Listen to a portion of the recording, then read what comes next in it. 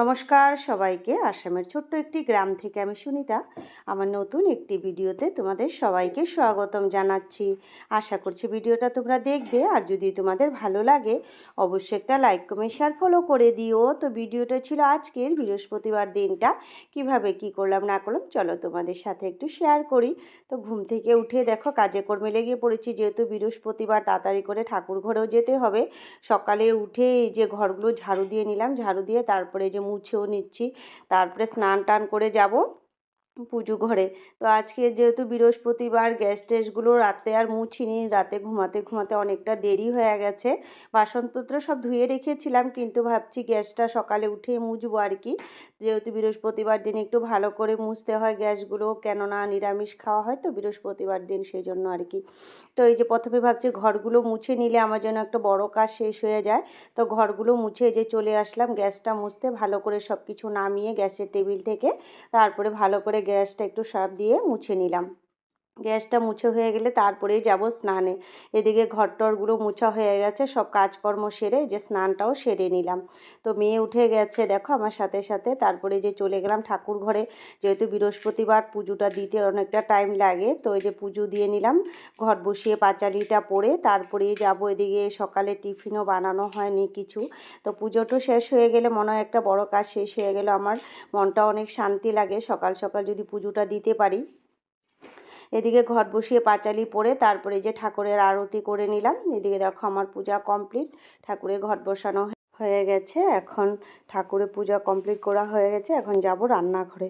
তো এই যে চলে আসলাম রান্নাঘরে। এদিকে বরমশাই গেছে বাথরুমে, স্নানে ঢুকে গেছে, তো পটাপট করে রুটিটা বানিয়ে নিচ্ছি। তো মাও আসবে, সবাই মিলে একসাথে চাটা খেয়ে নেব রুটি দিয়ে।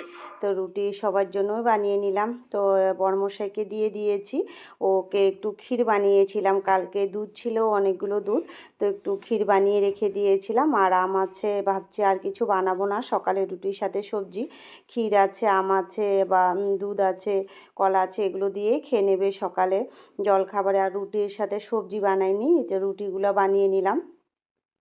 এদিকে দেখো এক এক করে আমার সবগুলো রুটি বানানো হয়ে গেছে। তো বরমশাইকে দিয়ে দিয়েছি, ও খেয়ে চলে গেছে। তো আমাদের জন্য বানিয়ে নিলাম রুটিটা। তো মা এসে গেছে, তো মাকে রুটিটা দিয়ে দিয়েছি, তো আমার জন্য রুটিটা বানিয়ে নিলাম দেখো। তো এই যে ক্ষীরটা নিয়ে নিচ্ছি, আমার জন্য অল্প বেড়ে নিলাম। তো সবাইকে দিয়ে দিয়েছি, সবার খাওয়া হয়ে গেছে। তো এই যে আমার জন্য নিয়ে নিয়েছি।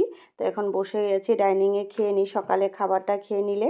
আর এদিকে তো আরও অন্য কাজকর্ম আছে, বিছানা পাটিগুলো তোলা হয়নি, বেডশিটটা একটু চেঞ্জ করব আজকে। তো 3-4 দিন হয়ে গেলে বেডশিটটা চেঞ্জ করে নিই, তো আজকে একটু বেডশিটটা চেঞ্জ করব। এদিকে দেখো বেডশিটটাও চেঞ্জ করে নিলাম, আর এখন নতুন একটা বেডশিট পেতে পেতে দেবো এই যে। আর বেডশিট না কদিন পরে পরেই চেঞ্জ করতে হয়। আমার মেয়ে বিছনা গুছাতে না গুছাতে ও উঠে বিছনার মধ্যে খেলাধুলা করবে। তো বাচ্চা মানুষ একা একা ঘরে থাকে সারাদিন, ওর দাদা ভাইও চলে যায় স্কুলে, তো কার সাথে খেলা করবে, ওই মোবাইল নিয়ে বা এরকম কিছু জিনিসপত্র নিয়ে সারাদিন ওই বিছনার মধ্যে খেলাধুলা করে। তো এদিকে দেখো বিছনা পাটি আমার গুছানো হয়ে গেছে। তো বিছনা পাটি গুছিয়ে এখন বালিশের কাভারগুলোকে ভরবো, বালিশের কাভার ভরে জায়গা মতো রেখে দেবো। এদিকে তো আবার দুপুরে রান্না বান্না আছে, দুপুরে রান্না বান্নার জন্য আজকে নিরামিষ রান্না বান্না করব। তো বেশি কিছু আজকে রান্না করব না, তো ভেবেছি সবাই মানে আজকে দুধ আছে, আম আছে, দুধ দিয়ে আম দিয়ে সবাই খাবে। আর নিরামিষের দিন সবাই মানে খেতে কষ্ট হয়, জানি না কেন, আমার তো ভীষণ ভালোই লাগে নিরামিষ দিন খেতে। সব কিছু ধুয়ে টুয়ে একদম পরিষ্কার করে রান্না টান্না করা, পরিষ্কার করে তো রোজ দিনই রান্না হয়, তবু মনে হয় বৃহস্পতিবার দিন হোক সোমবার দিন যে সব কিছু ধুয়ে পাকলে আবার যে রান্না বান্না করা হয়, ওটা খেতে ভীষণ ভালো লাগে আমার কাছে। তো সবাই হয়তো নিরামিষ খেতে এত ভালোবাসে না, আমার দেওর আছে, ও এত একটা নিরামিষ খেতে চায় না, ওর মানে নিরামিষ হলে ভীষণ কষ্ট হয়ে যায়, ও খেতেই চায় না দুপুর দিকে নিরামিষ হলে। তো ওই জন্য আর কি ওর একটু কষ্ট হয় সকাল মানে যেদিন নিরামিষ হয় আর কি ওদিন খেতে। তো সবার ক্ষেত্রে না, আমি ভালোই বাসি খেতে। তো আমার বড়মশাই অত একটা কষ্ট হয় না, ও খেয়ে নেয়। আমার দেওর একটু কষ্ট হোক, খেতে চায় না আর কি নিরামিষ হলে, ওদিন মানে ওর কষ্ট হয়ে যায় খাওয়া দাওয়া। তারপরে এদিকে দেখো অনেক কিছু কথা বললাম, তারপরে চলে আসলাম রান্নাঘরে, বিছনাপাটিগুলো গুছিয়ে সব কিছু জায়গা মতো রেখে রান্নাঘরে চলে আসলাম। তো এসে যে মুগ ডালটা ভেজে বসিয়ে দিলাম, ডাল একটা তো লাগবে।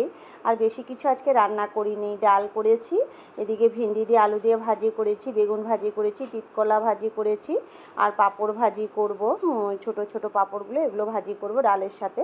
তো আর সবাই আম দিয়ে দুধ দিয়ে খাবে। তো এদিকে দেখো আমার রান্নাবান্না হয়ে গেছে, দুধটাও গরম বসিয়ে দিয়েছি।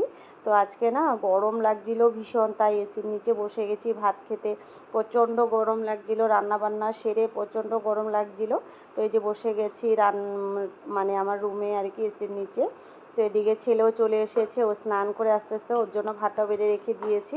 এদিকে মেয়েকেও খাইয়ে দিলাম, আমিও খেয়ে নিলাম। তো দিনটা এইভাবেই কাটালাম বন্ধুরা। সবাইকে টাটা বাই বাই, সবাই ভালো থেকো, সুস্থ থেকো। নেক্সট ভিডিওতে আবার তোমাদের সাথে দেখা হবে, টাটা।